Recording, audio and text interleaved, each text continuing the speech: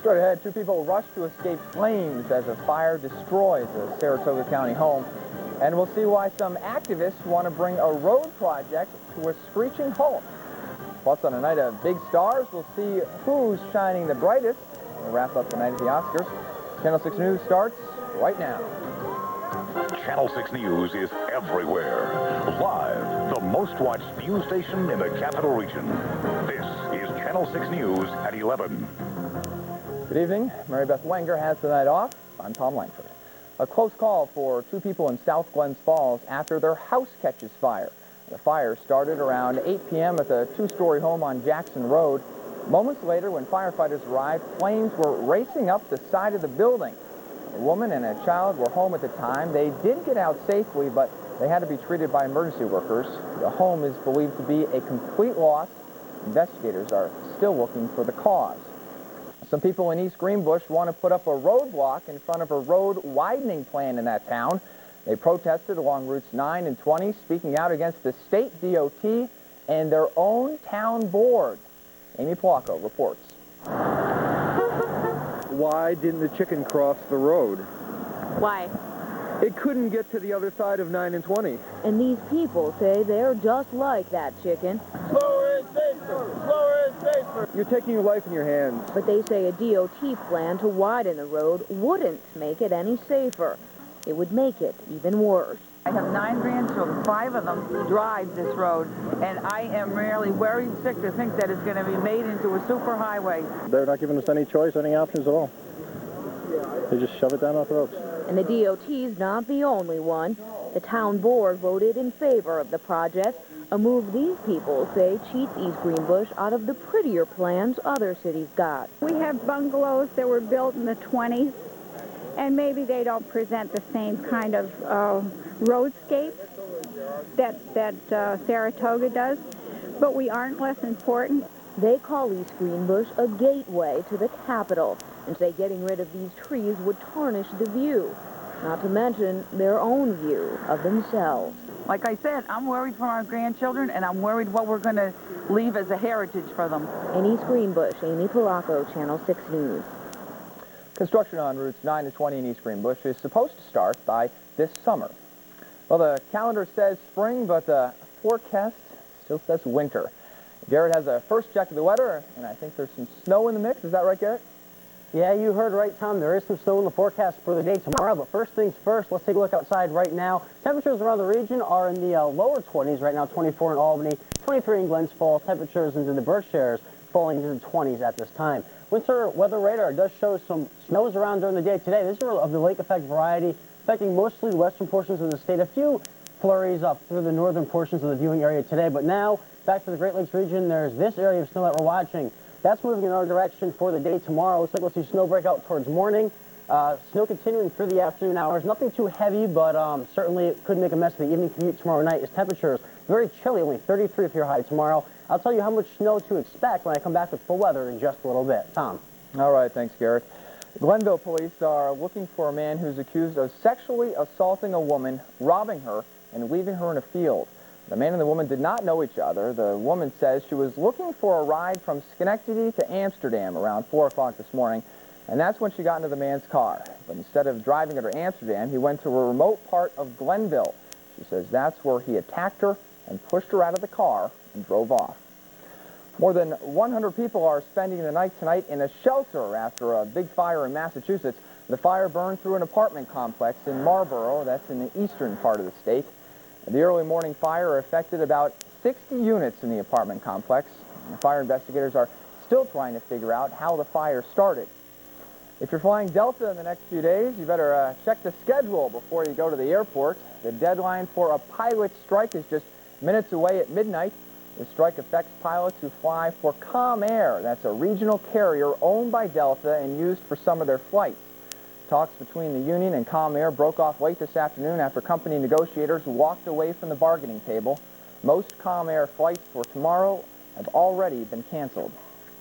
A new poll shows Governor Pataki might be pushing his luck by pushing for 4 more years.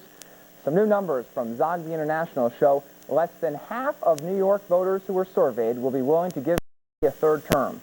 The poll also showed that Former Housing Secretary Andrew Cuomo is likely to be the Democratic nominee for governor.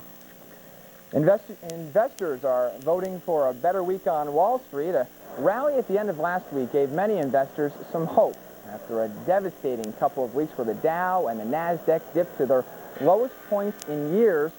Both rebounded a bit on Friday. Some analysts say that could mean a rosy start to trading tomorrow, but others remain cautious, saying the market probably has not bottomed out yet. Channel 6 News is everywhere. Coming up next. Some new ideas about how cities can handle the challenges of the 21st century. Plus, local coaches get some big league knowledge from a big league ball player. It's all ahead when Channel 6 News continues.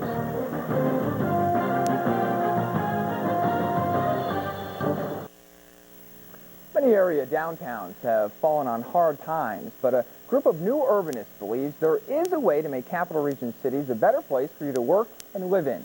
University of Albany professor Cliff Ellis spoke about the new urbanism concept at a forum in Schenectady. Ellis told his audience that the key to making cities like Schenectady prosperous is to integrate housing, shopping, recreation, and office space together in the same area. Two more discussions on the Livable Cities theme are coming up. They'll take place at the State Street Presbyterian Church on Wednesday, April 4th, and Sunday, April 8th. Well, if you can't learn from the best, why not take a lesson from his brother? Today, the brother of baseball great Cal Ripken shared his knowledge of the game with the Capital District. Bill Ripken, who played alongside Cal in the major leagues, was at Niskayuna High School. He put on a clinic for local players and coaches. Little League Baseball recently renamed their Babe Ruth division Cal Ripken Ball. So for Bill, teaching youngsters is a matter of family pride. We take it serious when Cal's name's on it and our family name's on a division. We want to try to help as much as we can. The lesson is part of a series of clinics that Ripken is putting on around the country. Well, we're talking baseball here, but can the Bulls expect to hit the diamond anytime soon? Let's find out from Garett Argianas. Well, Tom, probably not here in the Capital Region because we do have some snow in the forecast, so head down to Florida for some baseball perhaps. But here in the region, we do expect some snow for the day tomorrow. I'll have the details to you how much to expect when I come back right after this.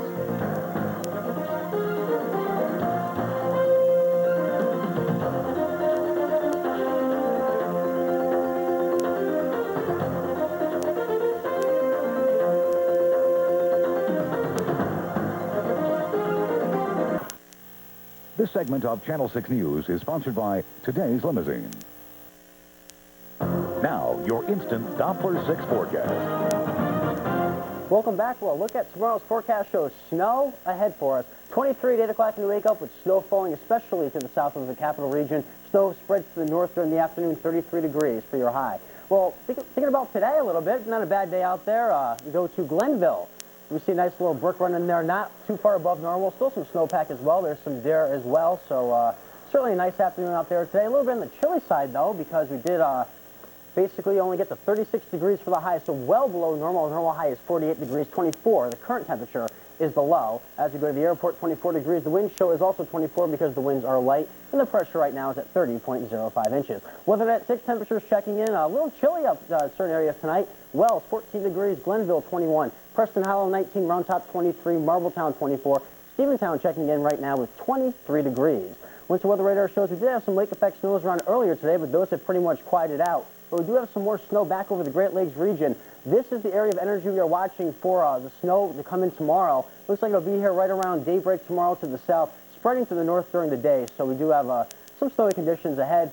Current map shows this is the low that we're watching. It doesn't look too significant right now, but it will become more significant as it pushes through the coast. It has some upper level support. Also some snows going on also this evening in the Rockies.